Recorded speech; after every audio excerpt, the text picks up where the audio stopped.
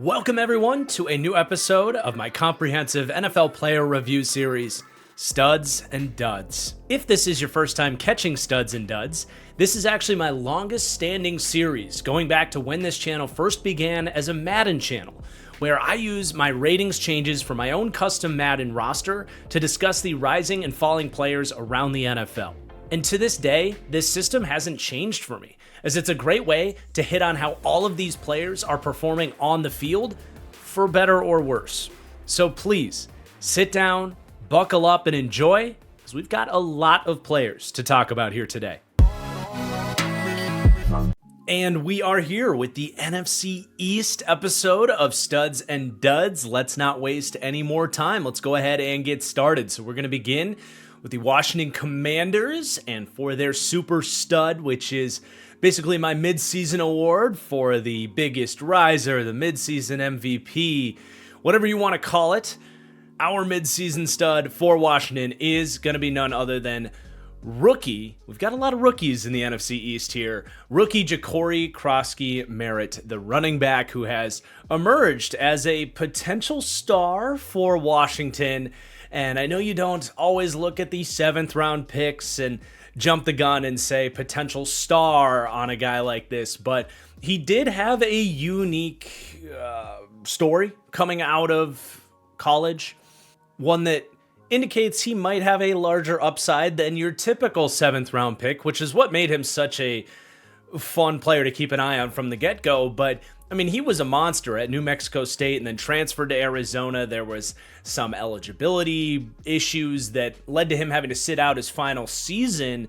So there was this kind of murkiness on his evaluation, a little bit of an older prospect as well. But one look at his tape, you could tell this guy's just a little bit different in terms of athleticism and upside at the running back position. And falling all the way to the 7th round was a huge surprise to me. I thought for sure around the top 100 picks, someone would roll the dice on him. And I mean, really, since the moment he got to Washington, they were enamored by him. They traded away Brian Robinson, and very quickly, once the season got started, he is kind of taken over this backfield in many ways. Now, he's been a little bit more quiet as of late. I don't think we're fully through the woods yet in terms of crowning Jacory Krosky-Merritt a star. As far as the ratings boost goes here, it's a +7 from a 68 rating as that 7th round pick.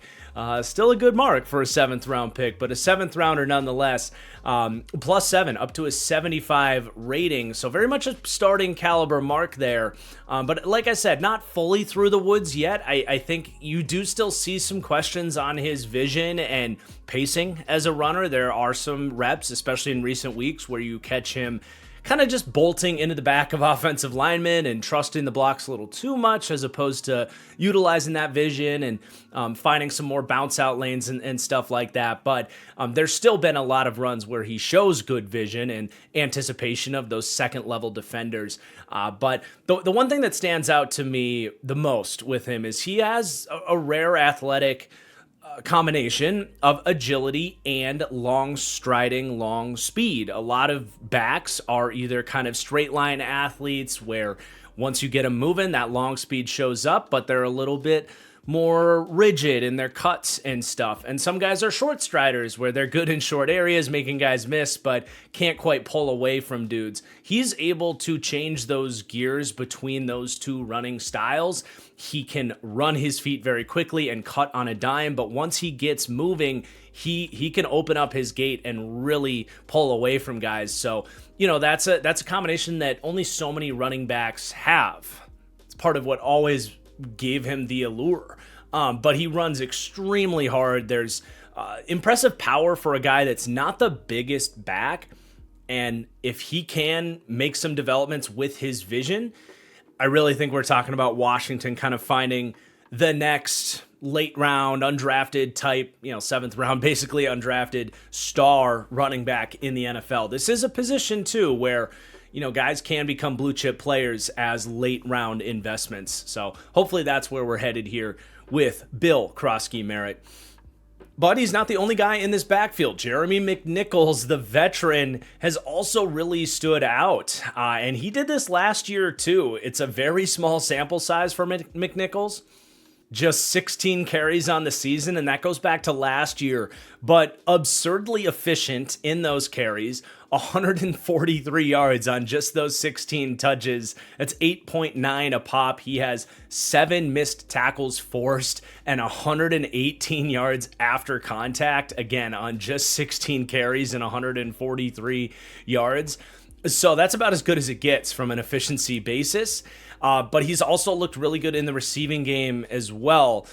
So, he's one of these 29-year-old vets that never really got his opportunity. And with Bill Merritt running as well as he has, they haven't needed to give McNichols a bunch of carries. But man, is he one of the more, I guess I'll just use the word efficient again, more efficient backups in the league. And then I got to give some credit to Luke McCaffrey. I didn't love this pick when the Commanders made it in the 3rd round, but I got to give McCaffrey credit. He's really developed his game. I think his routes have improved. He's made some catches down the field. He had that one ball before half. I can't remember what opponent it was where he shows those outreached arms and just kind of plucks it. Was a key catch. That must have been the Chargers game, if I'm remembering that correctly. But either way, he's really attacked all 3 levels of the field. He's flashed a lot as a return man as well. I think he's just, really improved his craft. And while I wasn't blown away by his tape coming out of Rice, and I certainly had a lower grade on him, these guys can just get better. And when you have a crazy work ethic like he has, he's been out there posting pictures in the gym with the likes of his brother and Bijan Robinson, it can give you a little confidence as well when you at least get to hang out around those ranks. But he's putting it to good use, and his strength relative to his size is impressive. He's showing that he deserves to be out there as kind of a one of 3 starting wide receivers. So he's going to get a +4 here, 68 to a 72. And for the podcast only listeners, I didn't mention it for McNichols, but he's a +2, 72 to a 74. I'm going to really try and be better at saying it as we go here. But Chris Paul on the offensive line now, he has emerged, and he was definitely a super stud award candidate for me as well. This is a big deal that somebody has emerged as their left guard here.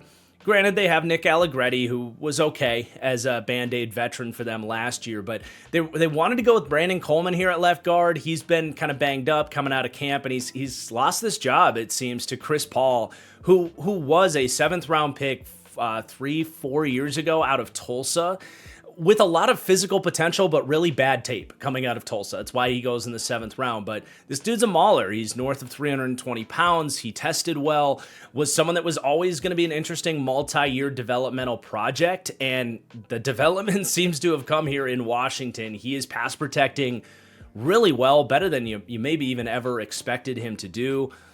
He's allowed just 3 pressures on the season, having started 6 games. That's excellent. As a run blocker, there's still some of those mental mishaps, if you will, where he can miss an assignment, or with his technique, he can fall off blocks. There's so much more to be unlocked from him as a run blocker, frankly. But especially as a pass blocker, the developments he's made is impressive. So it's a +6 for Chris Paul, 64 to a 70. And it doesn't seem like he's going to look back. It's a contract year for him. He's still warding off guys like Brandon Coleman and Nick Allegretti, who have been decent-sized investments for the Commanders. So Paul knows he's going to have a shorter leash there, but he's taking charge in that position battle right now. But unfortunately, on a negative light, another kind of younger player, a prospect, certainly Josh Connerly, their 1st-round pick this year, just hasn't been a success as a 1st-round pick. And it's really not the end of the world. In fact, I really kind of said, I don't really want him starting in his 1st year. I felt like he needed to bulk up, and that he was in a position where he could potentially sit behind someone like Andrew Wiley. Now, I think Andrew Wiley's maybe been a little bit banged up, but it feels like they were going to go with Connerly one way or another coming out of camp. And he's just been losing a lot. There's no way around it, but there is a way around Josh Connerly right now as a pass rusher, especially. But he's not really creating push in the run game too much either. There's been some flashes with his athleticism and stuff, but overall, I'm not giving up on Josh Connerly. I still think coming out of Oregon, he exhibited excellent pass blocking technique and a lot of potential. But I think some of the play strength concerns and adjusting to dealing with NFL pass rushers has obviously been a tough adjustment for him. So he's coming down to 70 to a 68. Hopefully this is as low as he goes.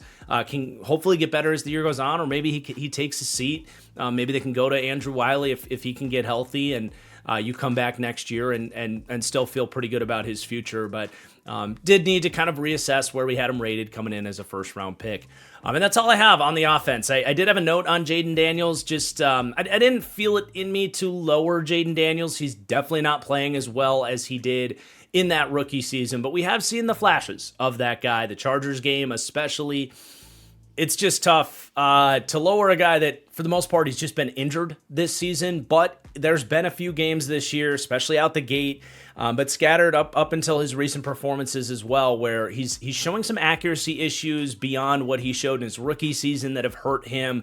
And he just hasn't quite always been that surgical, pick you apart guy from the pocket that he was able to be in his rookie season. So it's kind of a just footnote for now, but hopefully getting back healthy here moving forward into the next week, he can get back on track here, and we don't have to have any conversations about lowering him in the end of season studs and duds. But let's talk about this defense, a defense that is struggling. It's not all bad, but definitely some guys coming down here. So Von Miller, the veteran signing here, north of 36 years old now. It's just age regression, man. We don't need to bang on Von Miller. He's a Hall of Famer and all that. And he's still getting some wins. There's still some flashes in there. I still have him -2 from an 80 down to a 78, which is still, he's a practical player. But when you're coming down from Hall of Fame level, sometimes we got to note when there are those dips in performances, and he hasn't been as efficient winning those one-on-one reps as he was even last year for Buffalo. But there is a positive on the edge with Jacob Martin, really a sneaky good free agent signing here for the Commanders. And I went back and looked at what I said on him in the deep dive for the team preview on the Commanders, and I was like, I'm pretty sure I had a nice shout out that I was like, hey, Jacob Martin could be like a good Dante Fowler replacement. Fowler got this team like 50 pressures last year. Martin is very much on pace to do that. He's got 20 pressures, 3.5 sacks so far, but he's seen his workload increase, and he's actually 10th in the NFL in pass rush win rate, and it feels that way. Watching the Commanders right now, he's got a ton of bend, he's got inside counters, he's even got like sneaky power, and he's one of these just relentless guys that's always fighting for more playing time and money and all that stuff. He's been kind of passed around the league ever since he was a throw-in in the Jadeveon Clowney trade, but he has always stood out to me, and now getting a team that seems to really believe in him, showing here at just 29 years old, like, hey, maybe he does deserve more of a multi-year contract to be treated at least as like a quality number 2 edge type of guy. I've been just really impressed by the efficiency that he's playing with, and with him playing more and more, making up as well for the injury to Dorrance Armstrong. Definitely someone that you're going to notice, I think, when you watch Commanders games. And then Daron Payne, the veteran here, he's having a good year, man. It feels like he's getting off blocks and contributing as a run defender. The Commanders have had some impressive outings as a run defense. It's been up and down, but in a lot of their good games, Payne has showed up. And as a pass rusher, he's had some big splash performances as well. So he's been a guy that's been kind of on the decline the last couple of years in this series. Not so much this time around. We're seeing a little bit more of what he did in his prime as a first-round pick. Not a superstar by any imagination, but he's playing some good ball on the interior of the D-line there. So it's a +2 for Payne. Again, if I didn't say it for Martin, +3, 72 to a 75. And then again, if I didn't say it on Martin, he's going up 3 here for the midseason assessment, 72 to a 75. All right. Also on the interior of the defensive line, Johnny Jurjan Newton, their high second-round pick from last year. He's starting to come on a little bit. He's dealt with a lot of injuries since he's come into the league. Now, he is a guy that's had a few too many boneheaded penalties for my liking. Got to be a little bit more disciplined in some of the roughing the passer and jumping off sides and that kind of stuff. But you definitely see him starting to win those one-on-one reps, which is what they drafted him to do. He still hasn't earned like full playing time here. He's getting right around 20 to 25 snaps a game. I wonder if that's going to tick up, though, because he is up to 13 pressures and 2 sacks this season on just 91 snaps. So over a 10% pressure rate is very good for an interior player. just 23 years old for Newton here in his second season, a guy that really did have a lot of first-round buzz and high upside to be one of those kind of pass rush demons in the NFL, frankly, from the interior. So it's exciting to see those flashes turn into a little bit more consistent play, and hopefully this is just the beginning of his ascension. So plus 172 to a 73.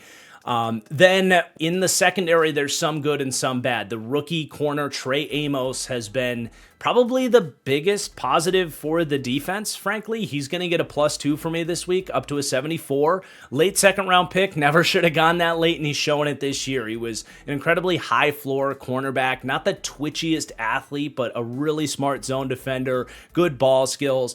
Frankly, his tackling has been quite poor at the NFL level. That was a strength in his game in college. So there's large improvements to be made with his consistency in bringing guys down out in space there. He's actually missed 7 tackles already for a 23.3 missed tackle rate. So 1 out of 4 goes at it. He's struggling to get guys to the ground. So I do think that's showing up in some of these big plays that Washington's allowed, that, they've felt a little porous as an overall defense. So it hasn't all been perfect for Amos. I think he's got it in him to clean that up. But overall, I mean, he has been targeted 26 times this year, just 15 completions for 185 yards. That's a 57% completion percentage allowed, which is above average. And he's got 4 pass breakups on those 26 targets to 0 touchdowns allowed. So the coverage stats have been very good for him. Looking like they found a starting caliber corner, if nothing else. But he is a player, I think. The pro comp for me was James Bradbury. Certainly if he can clean up some of the tackles and get better and better as a young coverage player, there's quality starter to star corner potential there with Trey Amos. But like I said, it's not all good in the secondary. Marshawn Lattimore's got to keep coming down here. It's going to be a -3 for Lattimore here at the midseason assessment, down to an 80. And, this is one of those tough deals where it's like, man, this has been a steep fall from grace. And it certainly feels like when we get to the end of season studs and duds, we're going to have to keep lowering them. But just a year and a half ago, he was someone I viewed very highly, and obviously the Commanders did as well. They went and traded a 3rd-round pick for him. That certainly was not nothing. Very substantial draft capital when you look at the trade market and what you got to pay for star players around Lattimore's age and all that. But I know he had the really impressive interception against the Chiefs. It's good to know that some playmaking ability is still in there. I mean, that was by far the best play he has had as a Washington Commander. But for this season and going back to last year, Lattimore has just straight up been a very beatable cornerback for opposing passing games, and especially like down the field, where he's top 10 in yards allowed per reception. And especially, he's been penalized 7 times this year. That's inside the top 5 in the league. So just like guys able to stack him vertically and then showing a lot of kind of panic and grabbiness out in space down the field. He's still got some pass breakups and has been relatively effective, quick press coverage, short areas, whether it's, guarding a slant or being in a zone in a short area. There's still a little bit in there, but yeah, it just has not been worth the trade, and it hasn't looked good for Lattimore for sure. And then Quan Martin, one of my guys at safety here. It's been bad. I hate to say it, but he's coming down too, 74 to a 72. After we had incrementally raised him last year, he's kind of losing some of those gains he made in 2024 in this series. But he leads all safeties in the NFL in yards allowed into his coverage, 364 yards allowed. To quantify that, there's only one other safety in the NFL over 300. So again, Quan Martin at 364 yards allowed. The only other player is rookie safety Marcus Siegel for the Niners, has allowed 337. And then you have in 3rd place, Shamari Connor has allowed 299. And then in 4th place, you have to go all the way down to 250 yards allowed. So the point there is the gap between the amount of yards that Quan Martin has allowed in coverage and the rest of the league, essentially outside of a rookie from the Niners, it's been astronomical. And on top of that, he's missing 16.4% of his tackle attempts. So he's just been one of the worst safeties in the NFL. He needs to come down. He's still relatively new to playing safety. He was more of a nickel corner type of star defender in college. So hopefully, he's a great athlete. He's a second-round pick. Hopefully he can continue to figure things out. But I do question if him being a deep safety is the best utilization for him. And it could just be that he's not very good, but another player that I considered lowering is Mikey Sainristil, the year 2 rookie from last year, who has been asked to play a lot of slot corner this year, which is kind of what they drafted him to do. It's what he did at Michigan. He's actually really struggling as a slot, whereas he actually looked really good as an outside corner last year. I don't know. I question if the best alignment for this defense might be Quan Martin back into the nickel and put Sainristil out in the outside and get rid of Lattimore. I don't know. It's just a thought. They probably won't go that route, but just kind of thinking out loud there. I'm curious what Commanders fans think of that. But that is all I have for Washington. Before we go to our next team, the Cowboys here, I just ask you guys if you are enjoying Studs and Duds, if you could please take just a second to hit that like button down below. I really appreciate it. A lot goes into this series. It's not the most clickbaity deal. It's pretty NFL niche, but if this video were to get a bunch of likes, I know we're going to get north of 10,000 views on this video. So if we could get a few thousand likes on this, it would go a long way towards spreading the love out to other NFL fans, seeing that, this video gets suggested in the YouTube feed and all that stuff, that it's highly reviewed and all that stuff. It really does add up very quickly and help. So, if you could take just a second to hit that like down below, I really do appreciate it. But let's go to the Dallas Cowboys. Kind of a tale of two sides of the ball with this team. A lot of positive with the offense and some positive and some negative, certainly with the defense. But for their super stud award, gotta give it to Dak Prescott. And I thought about Javonte Williams, who's going to be the next player we talk about here, but I just have to praise Dak for playing so well this year. I think before the Broncos game, he had an argument as far as who's played the best quarterback, who's done the best quarterbacking, who's been the best quarterback this year. Again, before last week against the Broncos, his worst week of the season on the road against a great defense. Not going to slam him for it, but man, just such a surgical passer. I think with Joe Burrow done for the majority of this season, as far as active quarterbacks are concerned, Dak Prescott is the closest thing to Peyton Manning, Tom Brady, that just surgical pre-snap, post-snap processing, being so elite. The ability to know what coverage is coming, how to react when the coverage shifts with all of these rotating safeties in the modern NFL, and having so many answers to beat those coverages. That's Dak Prescott just comes to mind. And, he hasn't had the best pass protection here. He really hasn't every week, but you go back to especially the Packers game. I don't know too many quarterbacks that would have had the game that Dak Prescott had in that one. And that's including Josh Allen and Mahomes. Just putting him in that specific spot where he was under immense pressure. It is a mental thing to be able to get rid of the ball with urgency, to, make some of these accurate trust throws down the field quickly. It's a unique skill set. I'm obviously not saying Dak is better than those two quarterbacks, but in a situation like this, he has just blown me away with the level of quarterbacking that he's bringing to the table, and the accuracy has been phenomenal. He's been very comfortable getting into play extension when he needs to as well. The pocket presence has been outstanding for him, something that I was critical of Dak earlier in his career. It feels like he's getting more and more comfortable managing pressure, knowing where to step and all that to buy a little bit of extra time to throw. I mean, he's up to 18 big-time throws to just 7 turnover-worthy plays. That's exceptional. So he is firmly in my tier 2 of quarterbacks. He's firmly an MVP candidate if he can get the Cowboys into the playoffs. I had to highlight him as the super stud. He's been so impressive to me. And by the way, it's +2 in the ratings for Dak. 84 to an 86, which might not sound like a ton, but, quarterbacks move up a little bit more slowly in a series like this. So it's maybe more than it sounds like. But the other strong candidate there was Javonte Williams, the re-emerging breakout, honestly, comeback player of the year candidate here, Javonte Williams. Just so impressed by his physical recovery. The talent's been in there. We saw it in his rookie season. We saw it coming out of college.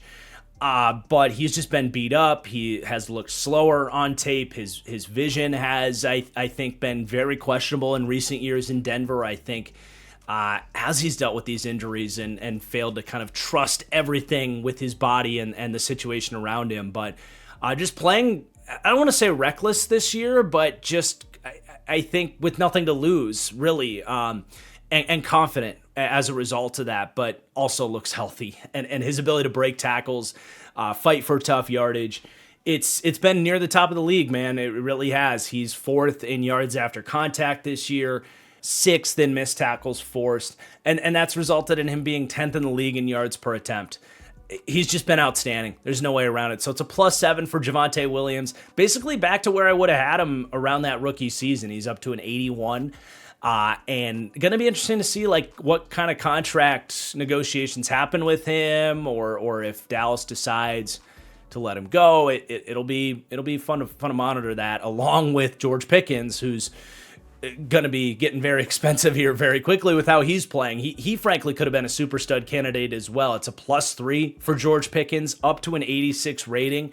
He's just so clearly reaching his potential, playing the best ball of his career, and it's of course what I've always said about him, and it's always fun in a series like this where it is in reference to my Madden ratings. I've said for a couple years now, George Pickens basically deserves the highest spectacular catch rating out there. The ability to make a one-handed grab or somehow get 2 feet down, and the body control. Like, he just has this sensational ability to make catches that no human should be capable of. And he's continued to do that here in Dallas. But his actual contested catch win rate is up, and it's not, again, it's not a difference in making those sensational catches. It's more of the gritty catches. It's boxing guys out. It's playing physical on a tough dig or at the sideline with a guy draped over him. It's a different layer of physicality and ability to win those tough catches that is showing with him. And I think having a quarterback like Dak Prescott that's so good at making those trust throws. We saw this for years with Michael Gallup, who had a similar skill set, just not to the level of talent, being an excellent complement to CeeDee Lamb. And I know they went up against the Denver defense, and they kind of put the clamps down in large part last week, but you go back a week before that, and that was kind of the first time we really got to see Pickens with the chemistry with Dak being established, with CeeDee Lamb healthy. Now as we look forward, I think we're going to see some serious fireworks between Pickens and Dak with how they're playing, and of course CeeDee Lamb. But some of these other receivers have stepped up in more ancillary roles. You have Kamonte Turpin as kind of a gadget slot guy, but it's not just a gadget player. Like, he gets down the field targets. They do ask him to like just win reps against man coverage, and he's 5'9", 160 pounds. He's been a return specialist, but he's shown some development as a wide receiver. He doesn't have horrible hands. He's got some drops with that small frame, but I like reiterating, it was the same with Tank Dell and CJ Stroud. When you have a quarterback as accurate and as precise as Dak, you can have a 5'9" wide receiver with a small frame and a small catch radius, because he's going to make up with that precision for the lack of catch radius on a guy like this. So it's a fun combination. And then Ryan Flournoy, it was really about a game and a half of showing those flashes, and then he went back to being quiet again and not getting a lot of targets once CD came back, and that was kind of to be expected. But he's shown he can play. And in that Panthers game, shown a little bit of everything. Showed some vertical ability, some catch and run ability, tough catch ability. This guy's a physical specimen coming out of Southeast Missouri State. And in his second season here, I think he's showing he's adjusting to that level of competition. And, I don't, if they pay George Pickens, I don't know that Flournoy necessarily has a bright future in Dallas, but could be a name to keep an eye on, like more down the road, like maybe as a trade candidate for someone looking for kind of an interesting wide receiver prospect.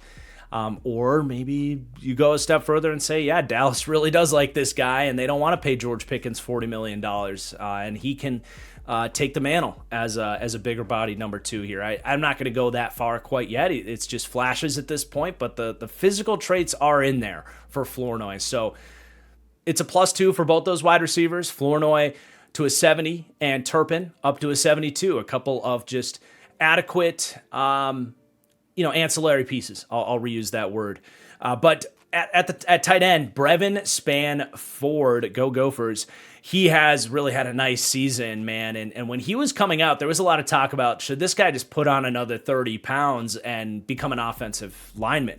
Because he's not a receiving tight end. He's never going to be a starting tight end in the league. But at 6'7", 270 pounds, the dude can block, and he blocks his ass off. And he's been a key contributor to a lot of the success Javonte's had and this run game.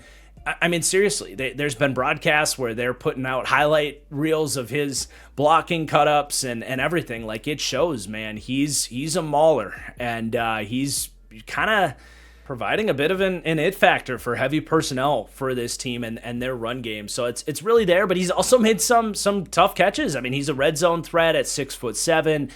It's similar in nature to what we said about Kevontae Turpin, to a different degree though. Like, when you have a 6'7" body out there that can catch, but he doesn't really get open. Same deal, though, with a guy like Dak, where, okay, but if you put it on his back shoulder or just high point the football with great accuracy, you can still make the most of that frame. So it's a nice combination there as well. I'm a fan of Spann-Ford as a sort of Mercedes Lewis-esque weapon for a team who kind of flies under the radar in many ways. But then on the offensive line, their first-round pick, Tyler Booker, looking like a hit, man. He gets a +2 here, up to a 74 rating. And I said this on Tyler Booker, and I liked Tyler Booker, probably more than a lot of people. He got a lot of hate as a prospect from some, and it was relevant criticism in that if you want a great athlete and you want to run wide zone and get these guys out in space, that Tyler Booker wasn't going to be for you. But if you're a team like Dallas and you want to have a north and south run game, run a lot of duo and gap stuff, and go right down your throat, with a power back like Javonte Williams, like, yeah, Booker's gonna be for you. He's a mauler. He's excellent on combo blocks. He's got just brilliant awareness in terms of how long he needs to hang on the double team and when to climb to the second level, and that's applied right into this system. He's been everything they could have asked for him in the run game. I mean, that's really where my ratings increase on him is coming from here. As a pass blocker, he's actually been a little bit worse than I anticipated. I really liked his pass pro tape at Alabama, but the adjustment to the NFL level's been up and down for him. He hasn't been horrible. He certainly has not been horrible, but he's had some games that were better than others. I'll just say that. But +2 for Booker. And then his backup here, TJ Bass, weeks 4, 5, 6, he had to start at right guard. And he's shown a continuation of really what he showed for this team last year. He's actually played now almost 1,000 snaps for this Cowboys team. So they like him as a backup. And honestly, with what he's shown, especially as a run blocker in a north and south run game like this, he's someone that should be on people's radar as like a potential starting caliber guard, frankly. I mean, he has really done a good job as a run blocker, and he's been way more efficient as a pass blocker this season, especially in those 3 starts as a right guard. He was an undrafted player out of Oregon, not the best tester or anything like that, but his tape's certainly been good and better than what we've seen from a lot of guards that are starting around the league right now. So he's going to get a +1 here. He's up to a 68 rating. But that's going to conclude the offense for Dallas. Let's talk about this defense now. Again, we're going to get some good, some bad here. Let's start with some positive. Donovan Ezeraku, another rookie playing well here for Dallas. This front office gets a lot of hate, but I've always said this about them. They are an above-average drafting team, and it seems again this year that's the case, at least with their first 2 picks. But there is one more rookie yet to talk about today, and Siobhan Ravel, their 3rd-round pick. He's a very promising player, too, that hasn't gotten a chance to play yet because of his injury. But Ezeraku here, he goes in the 2nd round, and you can see why he was viewed as such a high-floor pass-rushing prospect. His One thing we don't talk enough about with pass rushers is kind of we always talk about pass rush plan and stuff, but the kind of like response time where he's able to recognize how a lineman is going about trying to block him, what techniques an offensive lineman is going with, where the hand placement is.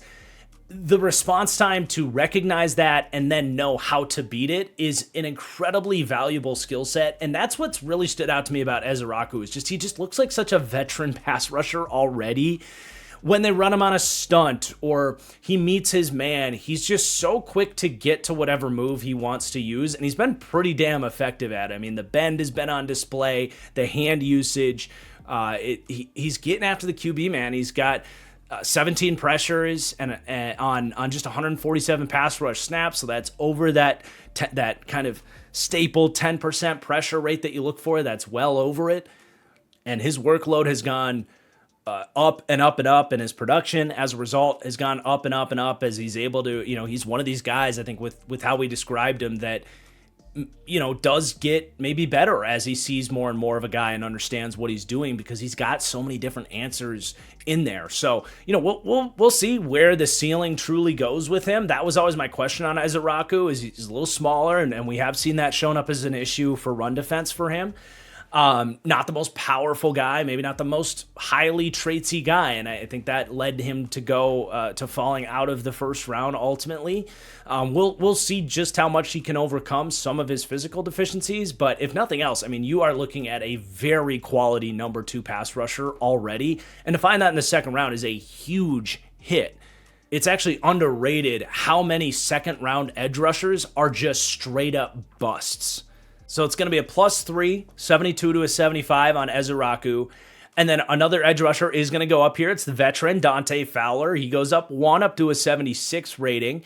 He just continues to be effective. And at least on like a per snap basis, he's having something close to a career year. He obviously hasn't lived up to his top 5 draft status way back when, but he's up to 20 pressures on just 147 pass rush snaps. He's been a good signing for Dallas and a good contributor. He saw some increases in last year's studs and duds too, so he's having kind of a nice little end of career surge here, frankly. I mean, if you stack up really where he's at this year plus last year, that puts him at 850 snaps. That's about like a full-time starting collection of snaps. Going back to Washington last year, he is at 70 pressures and double-digit sacks, kind of within his last starting season, if you look at it in that light. And that's really good numbers, man. So he's going up.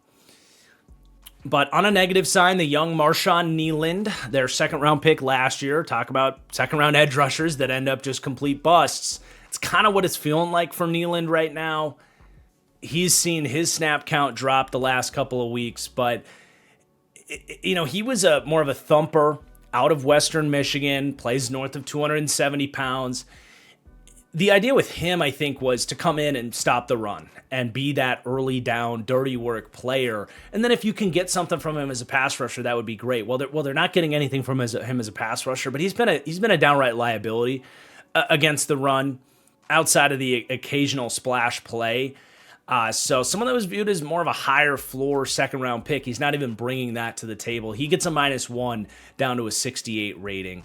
And then into the linebacker room, Jack Sanborn, he's missed some time. This isn't the end of the world. It's a -1, 73 to a 72, but he's getting more of a starting look in this Dallas defense as opposed to in Eberflus's defense in Chicago, where he was the strong side linebacker that really had a limited role playing next to Edmonds and Edwards there. And he was a good early down run defender, but having more of a 3-down role as more of their, honestly, like their number 1 linebacker in many of their games when he's been out there, it just hasn't looked great, man. He's missing a lot of tackles. He's been an issue in coverage. You're feeling a lack of a presence from the second level when he's out there, I think, and he's just got to come down 1 for it for now, maybe even more if he continues to struggle. I still think in a strong side linebacker role like he showed in Chicago, he's got a lot to offer in terms of getting off blocks and playing physical. So it's still not all bad, but yeah. And then the other rookie that I alluded to earlier that is going to go up, it's not much here, but Shamar James, a 5th round pick out of Florida, +2, 64 to a 66. So still a lot to prove here. And frankly, there's still a lot of struggles on his tape that you can allude to. Now, obviously, that was predictable given the 64 rating I had on him. He's, if you look at the PFF grades, and I don't like to come on this series and just regurgitate PFF grades, but he's at a 45.2 defensive grade. He's at a 41.7 run defense grade. He's at a 47.7 coverage grade. So you might be saying, why the hell is he going up? He is at least showing a couple things. Number one, he's shown some speed to me, and he was fascinating because undersized player coming out of Florida that really didn't have good tape. Again, the PFF grades there are not surprising, and there's been issues with him, but he ran like a 4.7 or something really bad as a young, underclassman, undersized linebacker. It's like, really, you came out to run a 4.7? Figured he was probably faster than that, just based on the physical archetype and being the SEC underclassman that declares and all that stuff. But there was a play, and forgive me, at this point, all the film can start to blend together. I don't even remember what game it was and who he ran down, but I do remember seeing him just burst to the sideline and made a really impressive play out in space. So the athleticism showing on tape is really good to see, given that he didn't test well coming out and all that. So there's some upside there, I think, with the burst that he has exhibited. And then the other thing, too, is his missed tackle rate is awesome. He is maybe late to get there or getting beat in coverage, but at least when he is arriving, he's only missed 1 tackle on 38 combined tackle attempts. That's really good for a rookie, especially such a young one. So I think what you're seeing here with that ratings change going up to, again, just to a 66 is me saying, yes, the processing and zone IQ and all of that for such a young linebacker, a 5th round pick, it's not good. But I think the floor from his athleticism and tackling ability is better than I maybe expected for a 5th rounder there. So he's been starting the last few weeks and at least drawn some intrigue from me. But then we go to the secondary. Kyer Elam's going to go up 1. It hasn't been anything crazy, but he's had some nice pass breakups. He's gotten beat as well. It's the nature of the corner position, but it's a former 1st-round pick with the traits to play some tight man coverage and, going to get him, making him a starter. It certainly hasn't been the biggest problem for their defense, and I'll leave it at that. Trayvon Diggs, on the other hand, has been a problem for this defense. He just continues to kind of regress and not be good. There's really no other way to put it. You can't sugarcoat it. It's a -2 for Diggs, into the 70s now, a 78 rating for me. There's still the occasional play from Diggs, but for the most part, man, he's an extremely beatable corner at this point. In just 5 games of snaps, he continues to miss some time. But yeah, just 5 games worth of snaps. He's missed time in 2 different games, so he's played 6 games total. But he's allowed 216 yards, a reception percentage allowed of 73%, again, extremely beatable, and 0 pass breakups and 3 touchdowns allowed as well, to 2 penalties on top of all that. So it's just like I think he's done in Dallas, and I wonder if Diggs might be best off with one of those late career safety swaps with his ball skills and instincts. I just wonder if that might be the better position for him at this point. Either way, though, I think you definitely are going to see him released here in Dallas because they do have some guys to pay. George Pickens, Javonte Williams, and I recall looking at this in the offseason. They can basically get his contract off the books by releasing him. But they are getting some contributions from this Reddy Stewart. He's been ready to step in. Sorry. But yeah, he followed Eberflus over from Chicago, where he played a few snaps as an undrafted pickup for them last year. He follows him over, and he's getting some snaps as kind of this flex DB. He's played some safety, but a lot of slot corner for them. And he's just kind of showing up in the slot, making some tackles, getting involved in some some stops and stuff. So he's shown up kind of out of nowhere. I had to create him for the Madden roster here. I put him at a 68 mark there for the rating. But yeah, deserves a shout out. And then one more player in the red here. It's the veteran safety, Donovan Wilson. I've never been a big Donovan Wilson fan, but he's been even worse than usual here this season. He's had a couple interceptions kind of fall in his lap, but for the most part, he has been nowhere to be found in terms of coverage. You've seen how bad this defense is. They feel slow and porous on the back end. I think Wilson's ability to get into playmaking positioning has been an issue for them. The missed tackles are continue to be high for him. He's coming down 75 to a 74 as he continues to get older here. But yeah, there are your Dallas Cowboys. Let's now go to the Philadelphia Eagles, and we have another rookie super stud here, and it's the first rounder, Jihad Campbell. Boy, can Vic Fangio get a linebacker to play great football, man. Like, I know that sounds silly, but taking guys like Zach Bond that hadn't really shown the film, right, to be a linebacker, an off-ball linebacker, and have the read key ability and the zone coverage feel and all that. Credit to Bond for developing in that way as well, of course, but he was coming from, being an edge rusher in New Orleans, and Vic Fangio just plug and play right away. It looks like Bond's been making reads as a middle linebacker for years. And it feels eerily familiar with Jihad Campbell, who ironically my pro comp on him was Zach Bond, with what we saw from Bond last year. And it's just been the same damn story, man. A linebacker in Jihad Campbell with freaky traits that at Alabama, he was a first-round prospect. I loved him. He never should have fallen to the 30th pick. I think the NFL kind of overthought his injury concerns. Obviously, he's been out there from week one on and all that. But there was legitimate tape from him where he needed to develop his read keys and his zone feel. He was just kind of a classic athlete out there at the college level, just see ball, hit ball. A lot to work on once he got to the league. And it just feels like he skipped years of development that you tend to expect from these types of linebackers that go in the first round so often. Maybe not quite to his traits, but the freaky athletes go in the first round. And a lot of times these guys just don't figure it out. Jihad Campbell has. Zach Bond did. And I think Vic Fangio deserves credit for a lot of that, but Campbell obviously does as well. He's been a tremendous rookie. I think with him flying around the field, he's missed just 2 tackles on the season. His tackle total's not going to be like obscene or anything because there's so many just dudes in this defense that are going to rack up those tackles. Unfortunately, if you want to talk about like award voting and stuff, that is a number that's going to get overrated. It's a stupid stat. I've always said this, tackle totals are like the most meaningless stat for a linebacker. People don't talk about it enough. But he's got a couple pass breakups.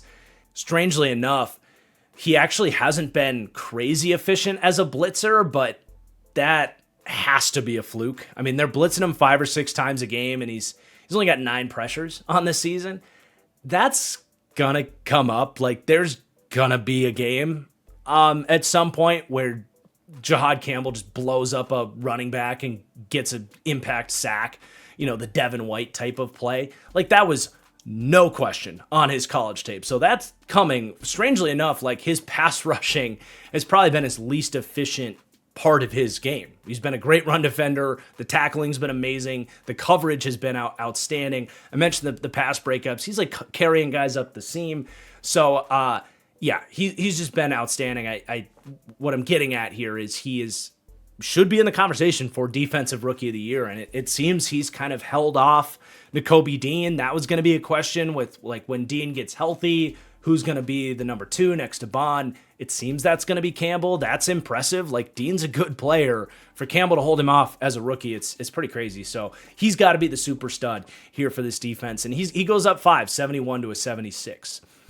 But let's talk some offense for the Eagles, and there's actually going to be some players falling here. So Saquon Barkley, it's not that he's been horrible. It's just when you are a 97 rating, rated as the best running back in the league, you're going to be held to a different standard than a lot of guys. And the fact is, he just hasn't been the same Saquon. I think even Eagles fans should admit you should probably lower him a little bit. He just hasn't been the same impact he was last year, where he had one of the great running back seasons of all time. So just some of the numbers on him. His yards after contact are down from 3.32 last year to 2.4 this year. So almost a whole yard less after contact. His missed tackle forced rate is down from 19% last year to 13% this year.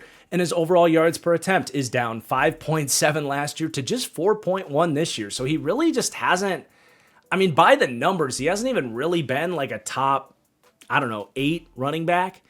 Still obviously rated incredibly high and as one of the best backs in the league. It just, again, when you're at the crown level and you don't play at the crown level, you're going to be held to a different standard. So he's coming down just a couple there. And then A.J. Brown as well, kind of the similar story where like dropping from a 96 to a 94, he hasn't played anywhere near his expectations this season. And it's not just the offensive usage stuff, which there's a lot of noise about that, and I get it. But for me, it's like the tape just hasn't been as good. His contested catch win percentage is down, just 44% this year compared to 60% last year. But especially like you load up the all-22, and he's just not separating at the same level. You don't feel him quite as much of a vertical threat, but even on like comebackers and digs, like not that they run a ton of digs with him, but he just feels a little more stiff this year. He's still great, right? He's still top 5 wide receiver in the league. He still had some monster performances. I'm not really worried about it. But this is a player that I've held basically at the same level as Jamar Chase. And it's just, if we're talking ratings here, that can't be the case anymore. Unfortunately with Brown. So curious what Eagles fans think about those two superstars coming down. But it's been some other players stepping up here, right? Devonta Smith is having the best year of his career. And frankly, he's been better than A.J. Brown this year. But his separation ability has been tremendous. He continues to just like defy physics in terms of the ability to make some really tough catches.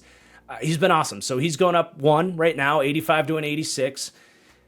It was a slower start for Smith, but the last couple weeks especially has really come on. So if this is like the sign of things to come, where Devonta Smith is finally going to have that massive season that I think we've all known he's capable of. And he got relatively close to it in 2022, where he had 1,200 yards on 132 targets, getting some heavy usage that year. But I think we're talking about even more than that, just in terms of raw volume, having that like superstar 1,400, 1,500 yard, 100 plus reception season. I think, maybe the slow start's going to be too much to overcome if we're talking about that, but he's playing at that level. And if you want to compare it to Devonta Smith's 2022 season, which was his best year, his yards per route run is up this year. His average depth of target is up this year. His drop rate is down. His contested catch win percentage is up. He's just playing the best ball of his career. I've said this, that if you put Devonta Smith as a number 1 in an explosive passing offense, kind of like if you just flipped him and CeeDee Lamb, I've said I don't know that there's too much of a difference in the player. We just haven't seen the volume to justify Devonta Smith as that guy. I'm very curious to see if the rest of the season goes this way with the kind of surge in the Eagles passing game with Smith playing at this level, if that's what we can expect for the second half of the year, is really talking about Devonta Smith as like a top, I'll say it, 6-7 wide receiver in the league, which is saying a lot given how many receivers are at that level in the league. But one other pass catcher here getting a +1, it's Jahan Dotson. Not a whole lot of targets to go around for him here. That's been the case since he got to Philadelphia, but I think he's playing good ball. I think he's gotten his confidence back. I think having that big touchdown in the Super Bowl was a big deal, but he started to play well late last season through the playoffs, and I think he's continued that this year. He's had a couple of big games. He's gotten some big targets down the field, and he's converted them for Hurts. I liked Dotson as a rookie. I was surprised how quickly he fell off, and I think he really got in his head in a bad situation in Washington, and we just kind of forgot about him. But he's still young. He's a great route runner. He's a great athlete. He's got great ball skills. I think he's going to be one of the more fascinating free agents to look at this offseason. Does a team like Buffalo or New England or the Cardinals or whoever kind of needs a quality number 2, do they look at Dotson and say, we think he can be that for a 1-year, $15 million contract, and he kind of comes back on the scene. I wouldn't be stunned. I think it's in there for him. A long way to go, though, obviously. He's just at a 74 here. But honestly, we got to talk about the offensive line. A big reason the Eagles' offense hasn't felt the same, and you can't blame all Saquon Barkley for him not being as good. I think it's not, it's both, right? Like both sides of this are coming down. We mentioned the missed tackles forced and the yards after contact is down for Saquon, but he doesn't have as much room to run. And a lot of these guys are at fault. Honestly, Jordan Mailata, Lane Johnson, these guys aren't playing as well. And it is in both phases. It's impacting Hurts in the passing game as well, which I do want to talk a little bit about Jalen Hurts here before we go to the defense. But Mailata is going to go down 2 from a 92 to a 90, and Lane Johnson's going to go down just 1, 95 to a 94. Mailata especially, though, like last year, it wasn't discussed enough just how elite he was. Like he was comparable to Penei Sewell and Trent Williams, who have had like historic run blocking campaigns. He was on par with those guys as a mauler. He's just not been that guy this year. He's still been very good, but he's falling off a lot more blocks, missing assignments. You feel it when you watch the Eagles run game. But as a pass blocker too, to put this in perspective, last year he allowed just 14 pressures on 530 pass blocking snaps last year. This year, now in almost exactly half the amount of snaps. So again, it was 530 snaps last year through that Super Bowl run. Now up to 278 pass block snaps on this season for Mailata. He's already allowed 12 pressures, so just 2 less than last year. So like about double the pressure rate on him. So he's getting beat more in both phases. Last year was like looking like we were potentially heading towards talking about Mailata as one of the best players in football, given the fact that he's new to high-level competition and he's 6'8", 360 pounds and this freaky athlete, and he's gotten better every single year of his career. This is the first time he's taken a step back. And again, you feel it watching the Eagles play. So he's coming down to, and then Lane Johnson, look, he's over 35 years old, and his efficiencies have come down as well in both phases. Still a 94, still an absolute stud, and he's still had a lot of games this year where you're like, yep, he's the best tackle in football. But there's other games where he just hasn't felt like the same Lane Johnson. So those guys haven't quite been the same. There are some guys stepping up, though. Brett Toth, veteran center out of Army. He's been around for a long time, but I think these have been the first couple of starts at center for him. I could be wrong about that, but he's played a little bit all over the line. But man, he got a couple of starts here with Cam Jurgens injured, and the Giants game recently especially. I mean, he played. I'm curious what Eagles fans would think of this take, but does Cam Jurgens have a better game of tape than what Brett Toth did last week? I'm not saying there's a position battle or anything like that, but dude, he was amazing as a run blocker in that game. You saw a direct correlation to Saquon Barkley having his best game with the game they had against the Giants, and he saw some Dexter Lawrence in that game too. So Todd's getting a +5 really from an irrelevant backup, 60 overall, now up to a 65. So there's something there. Had a really good start that just popped all over the film. And then the right guard, Tyler Steen, was a big question mark coming into the year. How well was he going to play? He's struggled up to this point, going back to last year, but he's been pretty dang solid. He's been above average as a pass blocker. The run game, like when he connects, that you can tell the dude's a freak, but he still has a lot to clean up. He's up to a 69 rating now, but it's been mostly positive for him with some ugly plays in there. And then just some notes on some players that I didn't change in the ratings, but should at least be mentioned. Jalen Hurts, I still like the 83 rating I have for him. There was so much ugly from Hurts early in the season, like the first 5 or 6 weeks. But you also, I didn't want to lower him either because the last 2 weeks he's playing awesome, especially that Vikings game, I think was either the best or second best game of his career in line with his Super Bowl against the Chiefs. moving well in the pocket, and he had a great comeback against the Rams. I think he's been an up and down player this year. I didn't feel the need to change his rating, but anytime you talk Eagles fans want to hear you talk about Jalen Hurts. And I just wanted to say I didn't feel the need to change his rating. But if what we've seen, especially in that Vikings game, is going to be kind of what we see moving forward as this offense has made some tweaks and adjustments, then when we get to the end of the season, we could be raising Jalen Hurts. But Tank Bigsby as well at least needs a shout out. One great game against the Giants. He also ran all over the Giants.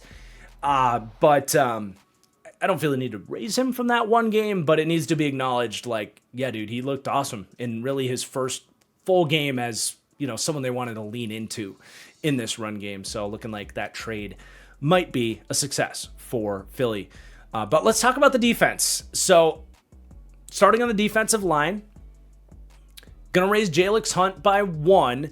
He's interesting. He's racking up the pressures this year. It was obviously going to be a big deal how he played with the losses this team had on the edge with Josh Sweat, right? Like he was kind of the Josh Sweat replacement.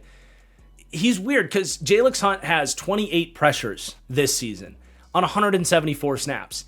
And those are crazy numbers.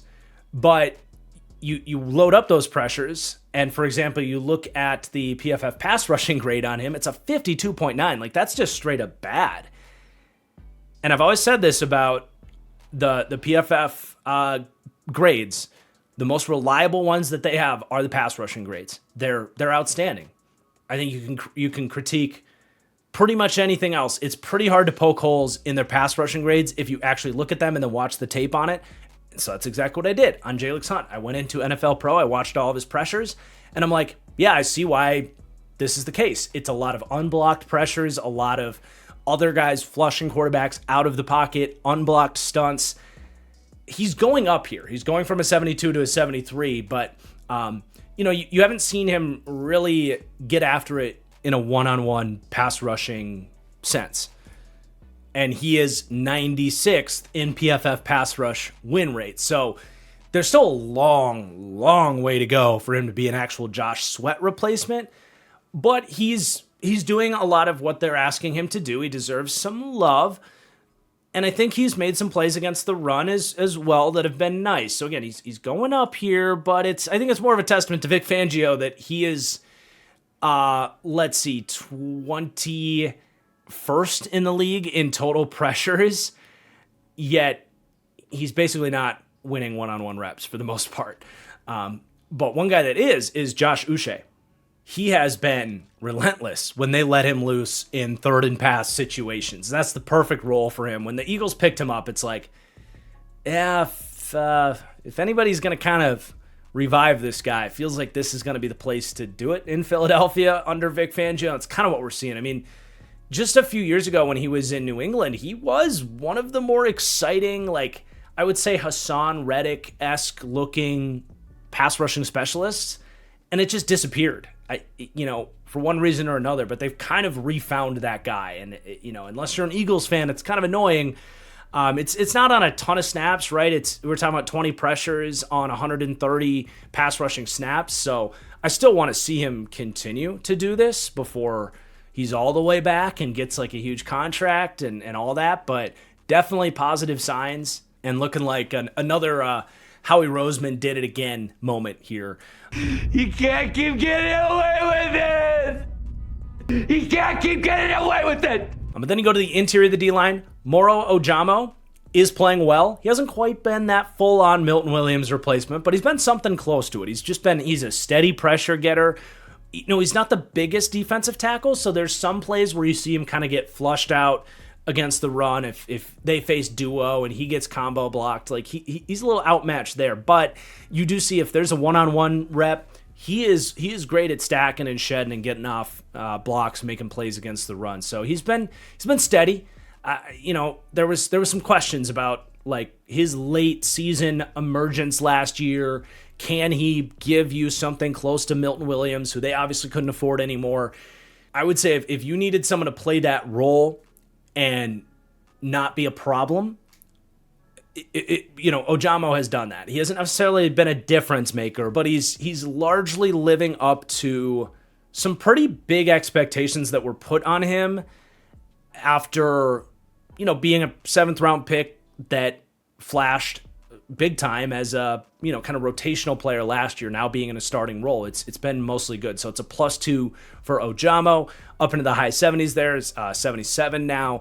And then Jordan Davis, he's stood out this year. I mean, the Rams game alone, I think, is mostly where this +1 comes from. He's into the 80s now.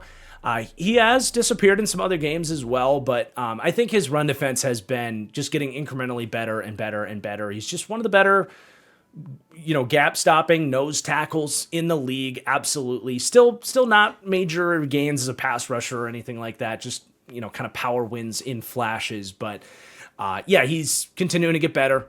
He's been what they've needed from him as that big bodied in the middle of that D line. But then we talked about Jahad Campbell as our super stud there at linebacker. We'll at least mention Zach Bond not showing up here in the episode. If we did this after week 4, I would have continued to raise him after he obviously was like maybe the super stud of last season in terms of players that went up the most in the ratings. Like he was one of the main stories of Studs and Duds last year, but the last month, he's actually had some questionable tape in both phases. We're not lowering him, obviously, but it's been kind of a tale of two halves for Zach Bond, where he was amazing, good old Zach Bond for the first few games, and then he's been a little more beatable the last few weeks. But let's talk about the secondary before we finish up the Eagles here. So Cooper DeJean, gonna go up, +3.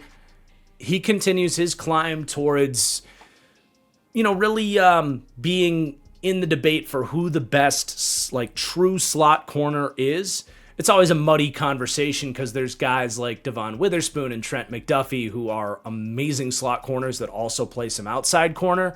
What's interesting here is, as I reveal our next player here that they just traded for, Michael Carter, who's going to fall 5 in the ratings after some really disappointing years for the Jets, where they're obviously just kind of giving up on him.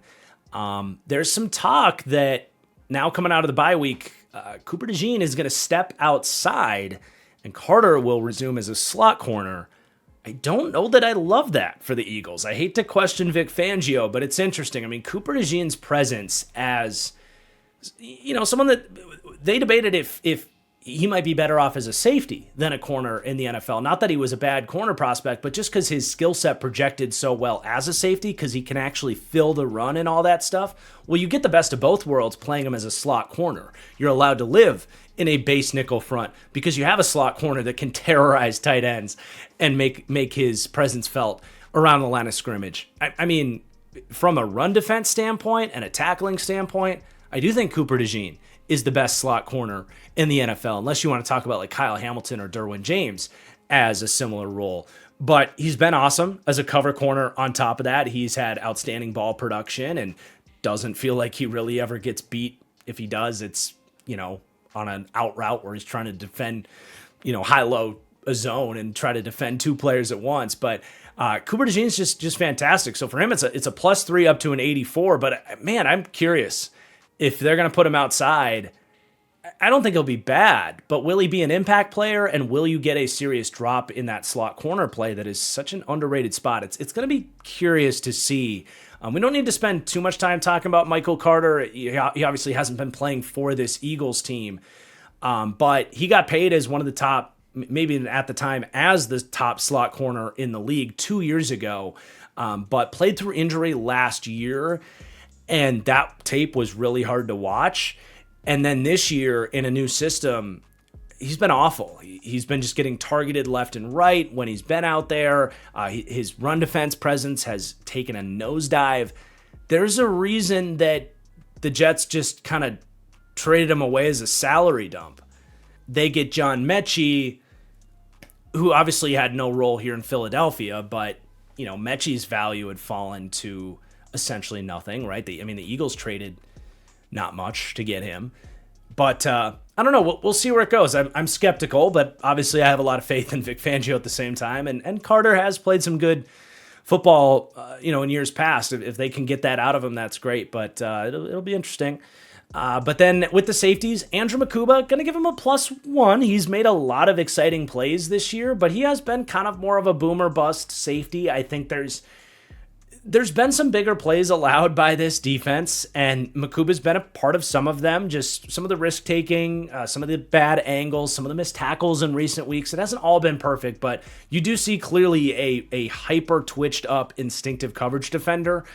He's going to go from a 70 to a 71, so obviously not all perfect there at that rating, but there's something there for sure as a second-round pick from Texas. And then Reed Blankenship's going to come down just 1.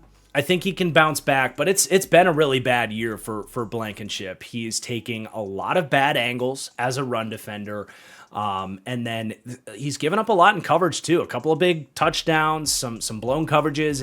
It's been a bad watch. There's no other way around it. So -1 for him, down to a 76, not the end of the world. And then the last player on the Eagles here, Braden Mann, the punter, +2, up to a 79. He's been extremely accurate by all metrics for the Eagles. But now our last team, the New York Giants. Let's pour one out for Cam Skattebo, their midseason super stud, and obviously this rise of +6 for him from a 74 rating as a 4th-round pick, someone I loved coming out, up to an 80. Sad we don't get to see that continue to climb, but hopefully can bounce back from that gruesome ankle injury that I think by all reports, this was what I said when it happened. It was, hopefully this is going to be one of those injuries that looks a lot worse than it is in terms of recovery and bouncing back from it. So I'm excited to see Skattebo back out there, hopefully to start next season. But yeah, man, he was the lifeblood of this team. I can't say enough about how well he was playing, the energy he brought, the scheme ran through him, man. I'm really nervous to see what this offense is going to look like without him. He set this offense up in so many 3rd and 2 manageable situations where they can either continue to lean on Skattebo or do these read options or these quick passes that have worked. I worry what it could look like for Jackson Dart if he ends up in more 3rd and pass situations. But yeah, man, it wasn't just the run game. It was the receiving game, the red zone, all of it. The dude was like untackleable in college and in his rookie season here. He was just awesome. I think he was on his way, frankly, to winning Offensive Rookie of the Year. It just is devastating, doesn't say enough about this injury, but hopefully that was only just a glimpse of what's to come for Skattebo. But also with the offense, as we continue moving forward, Jackson Dart, going to give him a +4 here. And honestly, if it was just looking at his passing, it wouldn't be this much of a boost. I think his passing has been extremely streaky. There's been some good flashes. I think he's not a boneheaded quarterback. Like, he's shown a good baseline of understanding of how to run the offense. But there's been some really bad mistakes, some bad reads, and there's been a lot of missed throw. Not a lot, but some really costly, big missed throws, especially some underthrown deep passes on some open targets that you just got to ding him for. But what he's showing, both in regards to his pocket presence, to mitigate pressure, to extend plays in and out of the pocket, it's blown me away. And that was like a huge bugaboo I had on him in his Ole Miss tape. And just from the very get-go here at the NFL level, it's just looked different. And his twitch, like his athletic ability is really nice. So, like, it's a +4 for the overall ratings. I think half of that is just athletic ability being a major plus, and design run ability, scrambling ability, huge plus, throw in the run ability, huge plus. The other half is like he's checking some boxes in terms of reading defenses and stuff. So he gets a +4. It's a 68 to a 72. He's just showing life as a first-round quarterback. There's a lot of hype for him right now, and I think a lot of it's justified, but there's been a lot of ugliness as a passer as well that I think you have to at least acknowledge that he's not all the way there yet. But obviously encouraged by what we've seen with the ratings bump there. And then on the flip side, Russell Wilson's going to come down. He gets a -3 down to a 72. And, you know, he's interesting because he did have that one really good performance against Dallas. Like, the moon ball's still in there. Clearly isn't a great fit for many offenses, but the last couple, especially with Dayball and Arthur Smith, it hasn't been very pretty for Russ. I don't think he's like putrid. I think he could be like kind of a bridge starter as he was viewed here. But obviously they made the right call benching him and going to Jackson Dart. And there was a lot of, I'll say that term again, a lot of ugliness in Russell Wilson's tape as well, with a lot of the same issues he's shown. I mean, for a 36-year-old quarterback, you knew the scrambling ability was going to come down as he aged. Ideally, you would see the guy get better as a processor within his game, and understanding that he's going to have to get better there to compensate for his lack of play extension ability. And he just hasn't. Like, he just doesn't see the middle of the field well. I think it's a height problem. I think it's a play style thing as well. He's just holding the ball a little too long, not executing the offense. A lot of frustrating like plays where you see the tape, Brian Daboll draws a guy open, and Russell Wilson's just not throwing it. Jackson Dart's making those throws. So there's your QB assessment for the Giants. And then some movement for the wide receivers as well. I got to give Malik Neighbors some love too. I mean, pour one out for Malik Neighbors too. Just a devastating injury. I thought he was playing so well. And it's almost like analysis isn't necessary. Like, anybody that's seen him play in a Giants jersey, when they target him, it's just like, yeah, this dude's different. He's the closest thing to Tyreek Hill, in my opinion. Maybe not the long speed necessarily, but just the ability to teleport into space, in and out of his breaks, the acceleration, the agility, change of direction. It's just different. And I really hope that the injury doesn't take that away from him. So, but hoping for a full recovery for him. He's going to get a +1 in the short amount of time we got to see from him. But I really felt like this is more of a bummer in that we didn't get to see it. Him with Jackson Dart in this offense, waking up, see him take that big leap into the like top tier of wide receivers, which I know he's capable of getting there. But we're just going to have to put that on pause for now. Wandale is going to get a +1 as well. He's shown some vertical ability. They've opened up his route tree a little bit, and he's just shown more beyond the gadget stuff and the catching 4-yard out routes for 5 yards. He's looked good. He's going up to a 76. I think he's a nice ancillary piece for what he is. And then Darius Slayton is going to come down. I've always kind of defended Darius Slayton, but he has been extremely streaky in terms of he goes on these runs where he just can't catch the football. They paid him this offseason. He's a team leader. He gets open vertically. And to be fair, he had a deep touchdown, his best play of the year, get called off for the just weakest of offensive pass interferences.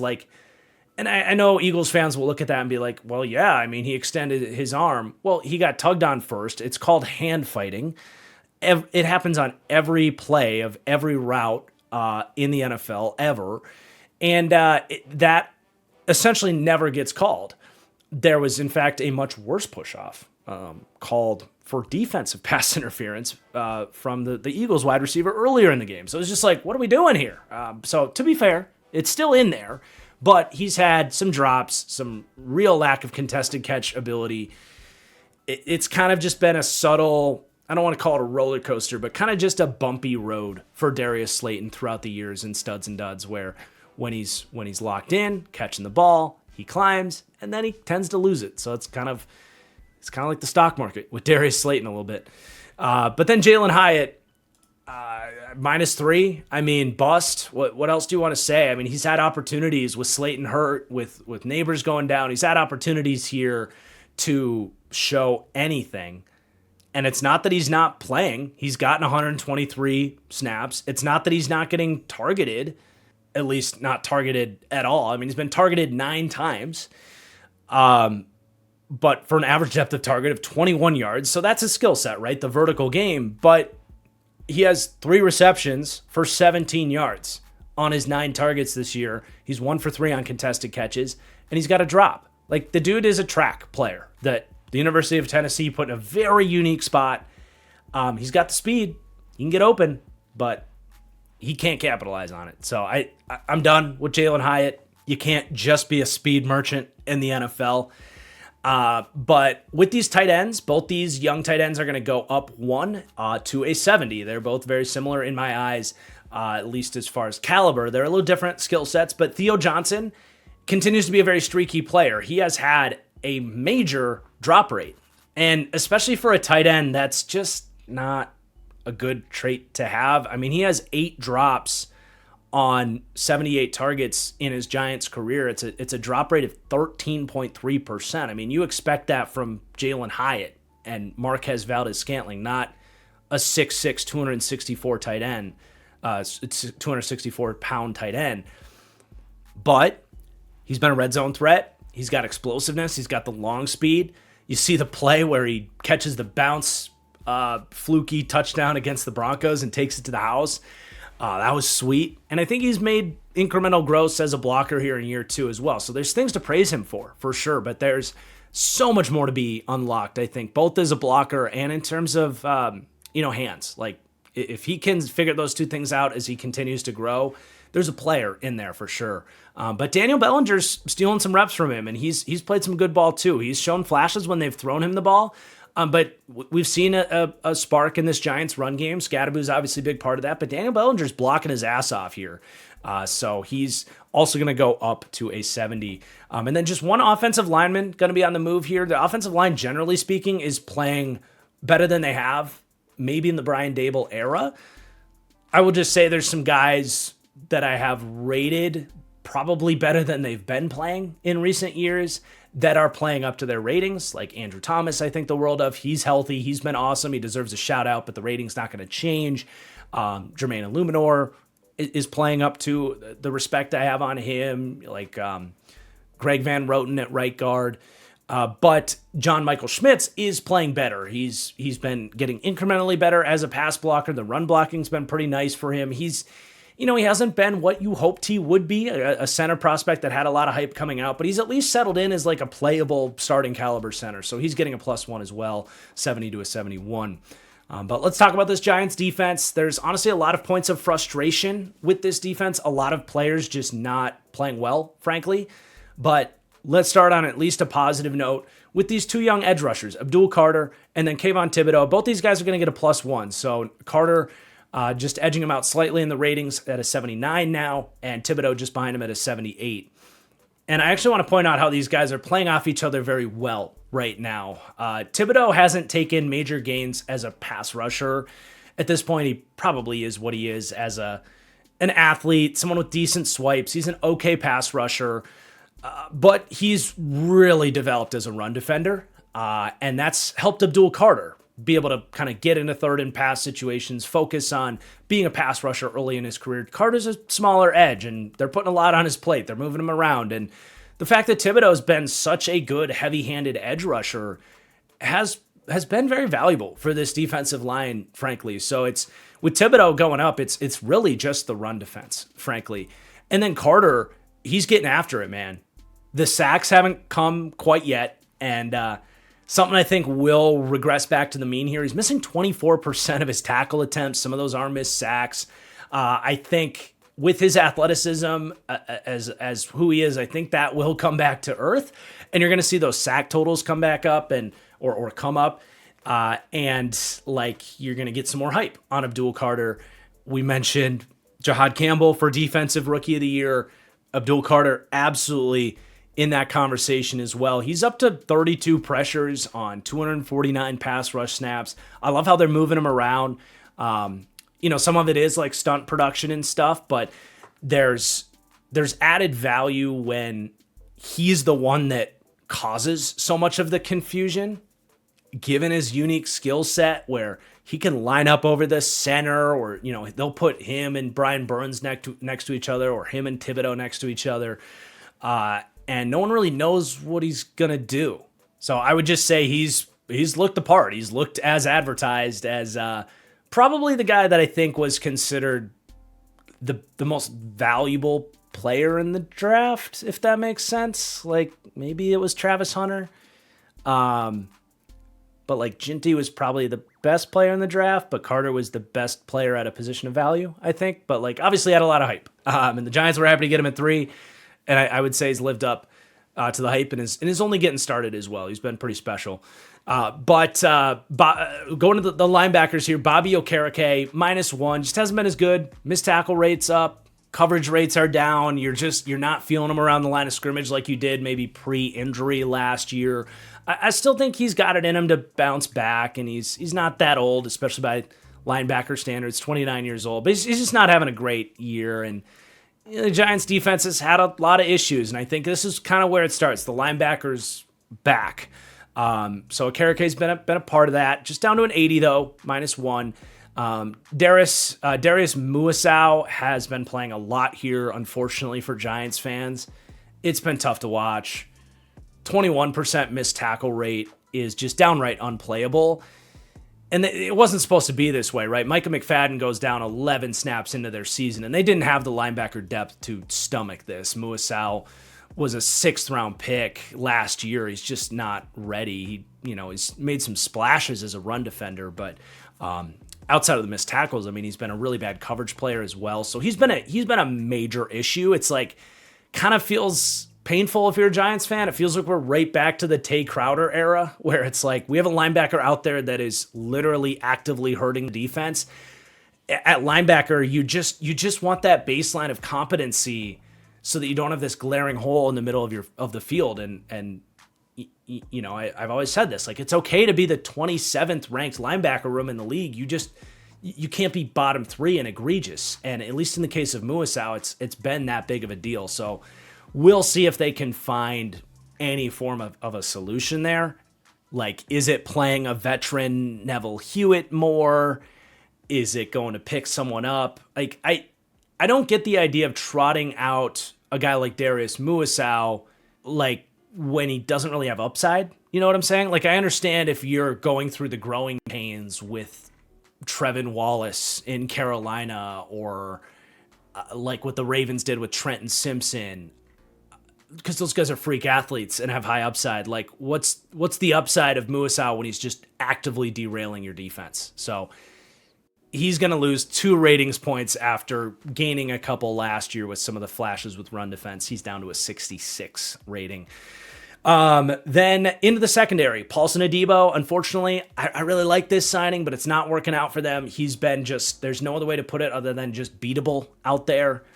In 7 games, he's allowed 352 yards and a reception percentage of 64% on 50 targets. It's, there's been a few games where he's been better than others, but that's just not number 1 corner play, which is what they were hoping he was going to be. So he's going to drop down 1, and if he keeps playing at this level, he's going to have to keep falling. But I do still believe in the talent. He had some streaky times in New Orleans, so hopefully he can turn it back around, but it's not looking great right now. But you know who it's also really not looking great for is Deonte Banks, the former first-round pick now in his 3rd year. I really liked Banks, but I think I'm ready to jump off ship. And I think the learning lesson here is, and it's not just Banks, I've noticed this with some other corners, but Banks is the highlight of this. When you're scouting corners, he's got to be able to get his head around and find the football. Because with Banks, if you go back to my scouting report on him, I liked so many things about him. The size, I liked his zone IQ, I liked his tight man coverage, the athleticism. But consistently what I wrote was he can't find the ball when it's in the air, and he gets grabby when the ball's in the air. And when you adjust that to the NFL level, where you're going to get beat more often, if you end up overly grabby and you're not providing positive plays for your defense by disrupting the ball, it's just going to be bad. And it's an oversimplification of his struggles, but I think that's the heart of it. So he gets a -2. He's down to a 71. That might even still be too high. I mean, I do think we've seen flashes of play from him. He, to me, needs a new change of scenery. I heard a trade on Twitter. Sorry if I'm not shouting out the user, but I love the suggestion. It was a Giants fan, Dontavion Wicks for Deonte Banks. Who says no? I kind of like that trade. But fortunately, one of these young corners has stepped up, and that's Cordell Flott. third round pick out of LSU, was known as Cordell Slot coming out because he played slot corner at LSU, but he's played a lot more outside with Drew Phillips being their primary slot corner, and he's been a lone bright spot in this secondary, frankly. It feels like almost every week I have found myself saying, okay, Cordell Slot, watching the Giants, like finally somebody made a play in this secondary. He's got 7 passes defended this year. That's outstanding. And the thing is, like, he's not this typical, oh, he was a college slot because he's 5'9", right? He's 6 foot. Like he's built like an outside corner. I always thought it was weird to pigeonhole that way. So he's been the one corner like really playing well. We'll see how far it goes if he can sustain this, but it's a +2 for Flott. And I'm open to the idea that that's not a big enough boost for him. I am interested to hear if Giants fans, like, what's the temperature check on him? Because right now, like a 74 rating, that's saying like, yeah, he's an interesting young number 2 corner. I'm curious if Giants fans are a step ahead of that. Like, no, this dude, like, he's heading towards a big contract. Like, he's our number 1. Like, I could see Giants fans arguing that, and curious to see if that's where we land by the end of the season. He's playing really well. Either way you slice it. But the safety room, big assessment here. 3 players on the move. Their 2 starters are going down, though. Javon Holland, I mean, man, between him and Adebo, I really like these additions, and they've been problems, dude. Like, Holland he had a down year last year in Miami. They let him go, and I slammed Miami for letting him go, and I thought this was like one of the bargain free agent signings of the cycle. I don't know, man. I just don't know if that guy's in there. I don't know if it's a confidence issue, if he's lost his focus, what the deal is, but he's getting beat in coverage. He hasn't made the plays in coverage that we have grown accustomed to with him. And I don't want to, like, make it sound like he's been truly horrible. I think overall, like, he's played like an adequate safety. He's tackling well. He's improved his missed tackle rate from last year. Like, that's good. He's always been a good tackler. I don't think he's the problem, but man, like, I had him rated as an 85. I've kind of defended this guy's like a top 10 safety for a couple years now, and I don't think that's where we're at with him at this point. This goes back to last year, and again, it's hard to be a good safety on a bad defense, and especially with Shane Bowen and the linebackers and the secondary. There's a lot of issues going on here, as we've discussed, but it's time to lower Holland, especially after last year. I really didn't too much. And then Tyler Nubin, the year 2 safety, he's had some struggles. It's mostly missed tackles, frankly. And normally half a season for a guy that was a really good tackler last year, I wouldn't overreact in a small sample size like that. But when we're talking about you going up to a 21.2% missed tackle percentage, I got to lower the tackle rating, man. Like, that's really, really bad. If you are a safety and you are missing 1 out of 5 tackles, more than that, like, that's horrible. And that's a huge reason for the Giants' issues on defense right now. Now, hopefully, all that is, if you're a Giants fan, is a sign of positive regression to come. He was under 10% last year. It was a redeeming trait of Tyler Nubin's game as a promising young rookie. It really is just as simple as that for me. I think the coverage, like, he got beat for that huge touchdown against Rashid Shaheed in the Saints game. I don't even really put that on Nubin. Like, you're a safety with 4.6 speed. Like, you don't want your coordinator to put you in a position where you have to run with Rashid Shaheed deep down the field. He's never going to win that matchup. So it's not really about the coverage. I think he's fine as a coverage safety, but I mean, his floor as a tackler has been the big selling trait on Tyler Nubin, and it's been his worst part of his game this year. So it's a -1 for Nubin, down to a 75. I think he'll be okay, but we have to talk about it. And then Dane Belton, he's gotten some snaps this year. It's been a lot of like dime back third safety work, but week 8, especially, Holland was out, and honestly, Belton played pretty well. He hasn't missed a tackle this year. He's got a couple of pass breakups on the year. Like, he's made some splash plays in coverage. He's fascinating to me because Belton goes in the 4th round in 2022, and he was such a guy that, like, he never should have come out when he did out of Iowa. but he did because he knew he was going to test well, and there's a stigma about Iowa DBs that they're just going to get drafted. So it was like he came out, and clearly, like, he sucked early. He was 21 years old, but he's just like, he's 24 now, which is like Tyler Nubin is 24. Like, he's the same age as Tyler Nubin, who was drafted last year. So it's kind of like, I'm very intrigued. Like, he was a hyper athlete, and there's a lot of potential there. I'm curious how the playing time shakes out. He's in a contract year. Like, he's a fascinating player, right? Like, do you want to let that guy go? But there's not really a place for him to play with Holland and Nubin there. You know what I'm saying? So, like, maybe he's an interesting free agent to keep an eye on. But either way, he goes up to a 71, and he's finally settling in and playing some good ball back there. So there is your studs and duds for the NFC East. I really hope you guys enjoyed. Again, if you have not hit that like button yet, it just goes such a long way. I would really appreciate it. It would really help me out. Let me know in the comments down below what you think of the ratings changes here, if you think I missed any players. But beyond that, I really appreciate you guys for watching this Studs and Duds series that is really for the NFL sickos. So I hope you guys enjoyed, and we will be back early next week. Well, hopefully early next week. I'm going to Chicago for a family wedding this weekend, so I'm going to get to work on the next division as soon as I possibly can. Again, we're going to be probably doing 3 of these for the next 2 weeks, and it's going to override the weekly game review podcast because I just don't have time for all of that. So there's your kind of scheduling update on the way out here. Thank you for watching, and I will see you guys next time. Peace out.